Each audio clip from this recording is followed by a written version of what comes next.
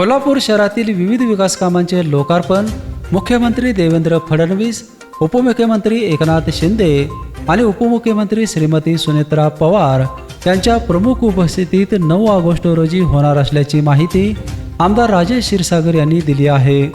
आमदार राजेश क्षीरसागर, महापौर रूपाराणी निकम, आयुक्त डॉक्टर राजेंद्र भारुड आणि नगरसेवकांनी लोकार्पण होणाऱ्या स्थळांची पाहणी केली.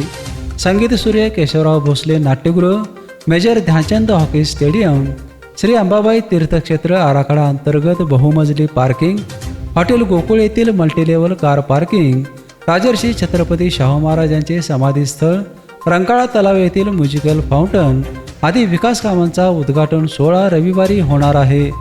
प्रशासकीय पातळीवर निर्णय प्रक्रिया वेगवान करून कोल्हापूरसाठी भरीव निधीतून महत्त्वाकांक्षी प्रकल्पांना गती मिळाली असल्याचे आमदार राजेश क्षीरसागर यांनी यावेळी सांगितले.